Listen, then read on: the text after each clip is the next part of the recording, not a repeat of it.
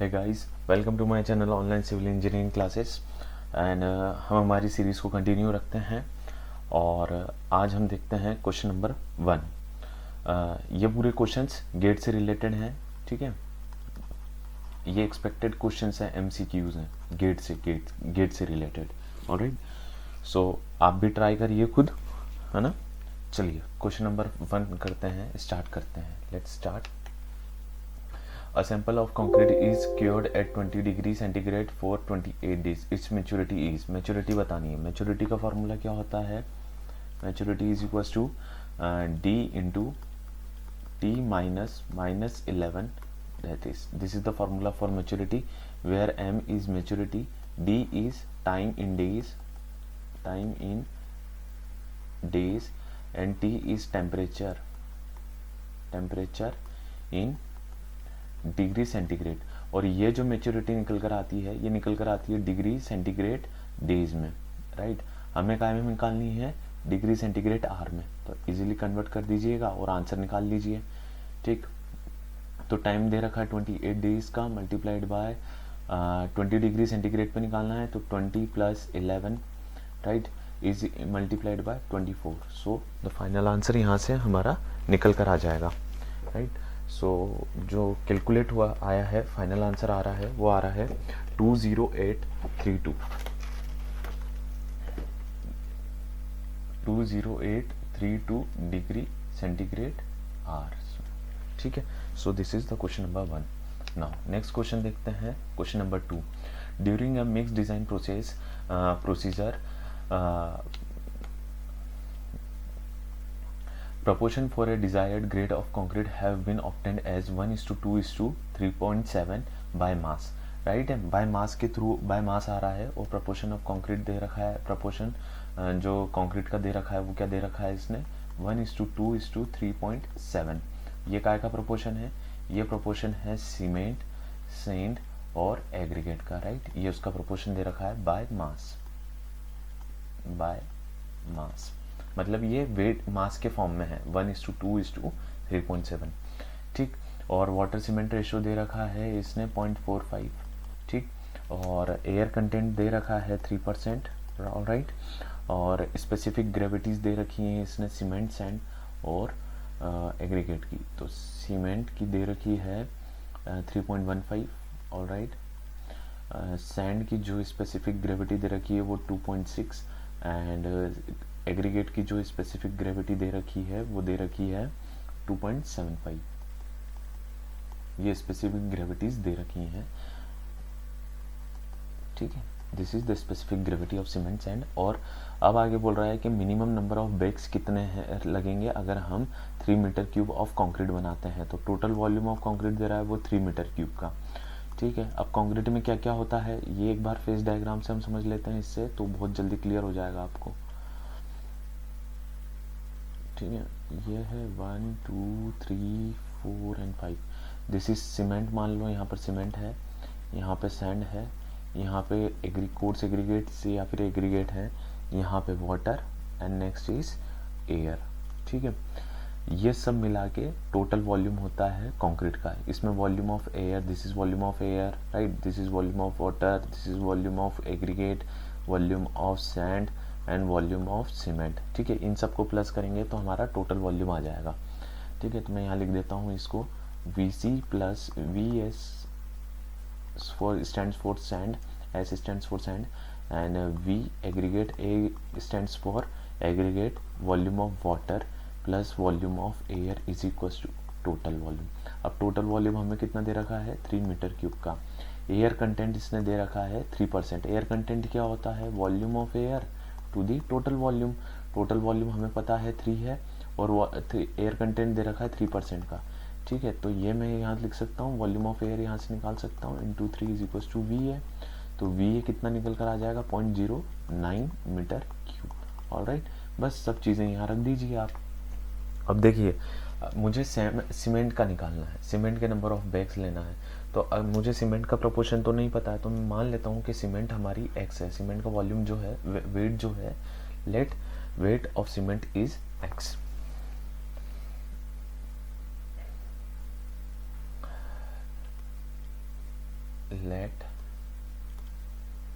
मास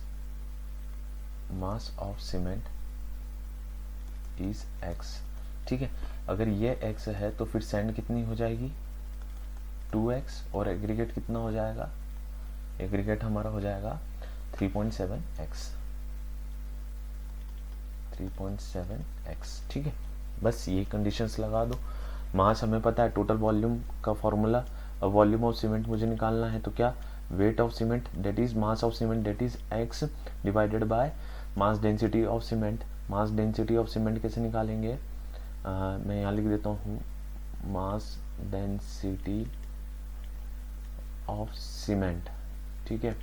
ये mass density कैसे निकालेंगे, स्पेसिफिक ग्रेविटी से। स्पेसिफिक ग्रेविटी ऑफ सीमेंट हमें दे रखी है इसने 3.15, alright. Mass specific gravity of हमें दे रखी है सीमेंट की 3.15, alright.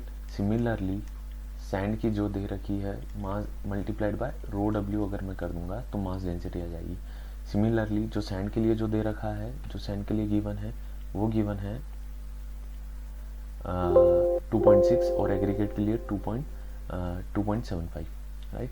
Then 2.6 and for aggregate 2.75 rho W. Rho W क्या है, as you all know, density of water. यहाँ पर बस इसके वैल्यू रख दो, यहाँ पे वॉल्यूम ऑफ सीमेंट आ जाएगा। सिमिलरली वॉल्यूम ऑफ सैंड आ जाएगा 2x divided by 2.6 row W, ठीक है। और दिस इज सैंड, हाँ this is sand, not solids, this is aggregate. यहाँ पर एग्रीगेट, दिस इज 3.3 रब कर देता हूँ मैं, एक मिनट।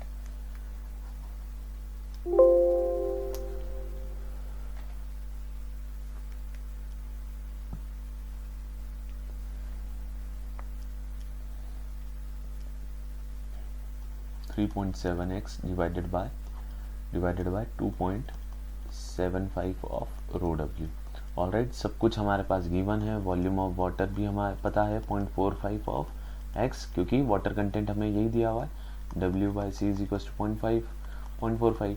सीमेंट क्या है, x है हमारी, और वॉल्यूम ऑफ एयर हमारे पास है ही सही 0.09 मीटर क्यूब। बस रख देते हैं, यहाँ से x की वैल्यू निकाल देते हैं, ऑलराइट। इस फॉर्मूले में इस फॉर्मूले में हमें रखना है, तो x divided by 3.15 of rho W plus 2x divided by 2.6 of rho W plus 3.75 divided by 2.75 of rho W, not 3.7, only 3.7, okay, plus 0.45 of x plus 0.09 is equal to 3, right. ये पूरी हम यहाँ पे लगा देंगे और यहाँ से क्या निकाल लेंगे, x की वैल्यू। x की वैल्यू एक सेकेंड में काउंट कर लेता हूँ, मेरे पास कैलकुलेटेड नहीं है। 3.15 प्लस 2 डिवाइडेड बाय 2.6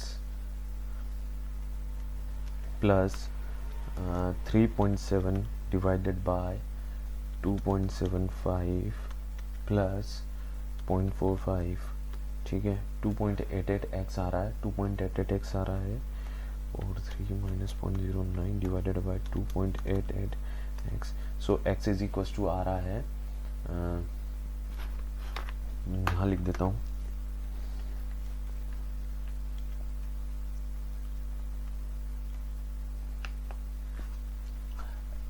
यहाँ पे आ रहा है x is equal to 1010.4 kg, ठीक है, ऑलराइट। अब हमें पता है कि वन बैग ऑफ सीमेंट कितने kg का होता है, एक बैग 50 kg का होता है, तो डिवाइडेड बाय 50 लगा दो बस। 1010.4 डिवाइडेड बाय 50 तो अराउंड 21 के करीब आएगा, so this is the answer. Option में नहीं है तो यहाँ पे 21 कर लो and this is the option answer, alright. Now next question देखो, नेक्स्ट क्वेश्चन क्या बोल रहा है कि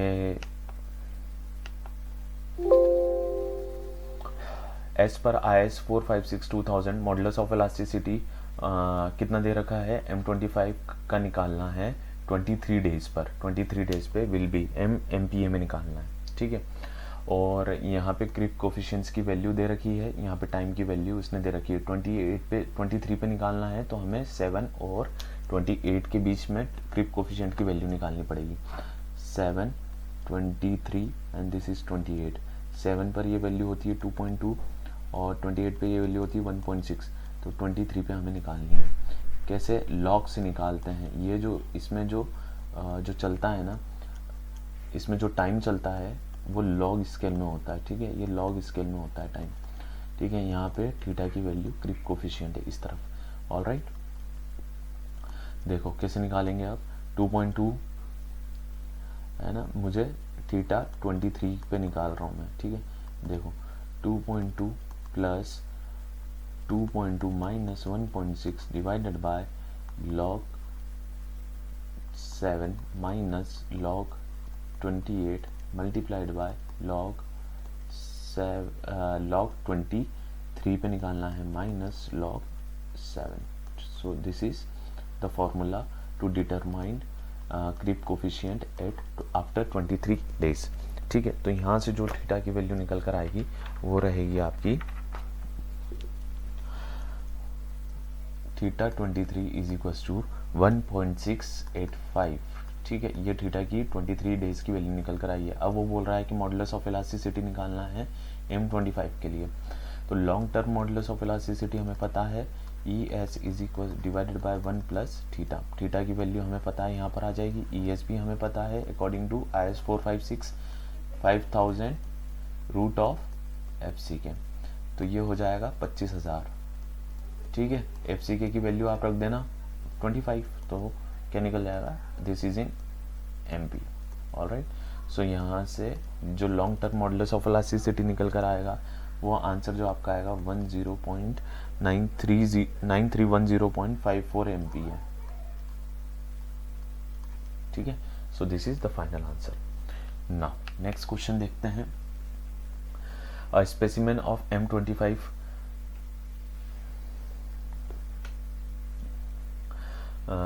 M25 concrete was gradually loaded up to 25 MPa. Strain at instant was recorded as 400 micron, ठीक है। M25 concrete है, पहली बात तो ये समझ देखो, M25 concrete है पहली बात। दूसरी बात, उसने स्ट्रेस दिया है 25 MPa का, तो जो स्ट्रेन आया है वो 400 माइक्रोन का आया है, राइट। ये 400 माइक्रोन का स्ट्रेन आया है यहाँ पर। अब then the loading was stopped after the long term the effective modulus of elasticity is found as, ठीक है। effective modulus of elasticity long term की वो निकाल कर दे रहा है 6.67 MPa में। तो वो बोल रहा है कि percentage increase then the percentage increase in strain from its initial value was, ठीक। परसेंटेज इंक्रीज स्ट्रेन कैसे निकालते हैं मैं बता देता हूँ आपको। परसेंटेज इंक्रीज इन स्ट्रेन होता है अगर आप क्रिप कोफिशिएंट में मल्टीप्लाइड बाय 100 निकालेंगे तो ये हो जाएगा परसेंटेज इंक्रीज इन स्ट्रेन। क्यों? क्योंकि क्रिप कोफिशिएंट थीटा जो होता है, थीटा ये क्या होता है, क्रिप कोफिशिएंट, ठीक है। इसकी वैल्यू क्या होती है थीटा, इसका फॉर्मूला क्या होता है, long term modulus of elasticity minus short term modulus of elasticity divided by short term, बात वही हो गई, short term modulus of elasticity, है ना, बात वही हो गई ना। तो ये क्या हो गया, परसेंटेज इंक्रीज, यहाँ से अगर आप 100 मल्टीप्लाइड कर देंगे तो ये टोटल जो निकल कर आ जाएगा ये परसेंटेज इंक्रीज निकल कर आ जाएगा। Alright, so this is the formula. तो यहाँ पे आप थीटा की वैल्यू निकाल लीजिए और इजीली निकल जाएगा। आप कैसे निकालेंगे, सेम फॉर्मूला जो लास्ट क्वेश्चन में यूज करा था, ES divided by 1 plus theta. Again ES we know that ES is equal to 5000 root of FCK, right. FCK is 25, so again this is 25,000 MPa। यहाँ पे रख दो, थीटा की value निकाल लो। Let's this is 1 plus theta is equals to E S upon E L, ठीक है। तो ये वैल्यू निकल कर आएगी 1.5। अब यहाँ से थीटा की वैल्यू आप निकालोगे तो 0.5 आ जाएगी और मल्टीप्लाइड बाय 100 कर दोगे तो परसेंटेज इंक्रीज इन स्ट्रेन निकल कर आ जाएगा। Percentage increase in strain is equal to 50%, ठीक है, अगर इसमें आप 100 मल्टीप्लाइड कर देंगे तो। So thank you so much for watching this video and see you next time. कल भी हम ऐसे ही वीडियोस अपलोड करते रहेंगे और क्वेश्चंस इससे भी अच्छे आएंगे। आज तो सिर्फ एक छोटा सा टेस्ट था, लेकिन बहुत अच्छे क्वेश्चन आपको आज से मिलना शुरू हो जाएंगे। Thank you so much for watching this video.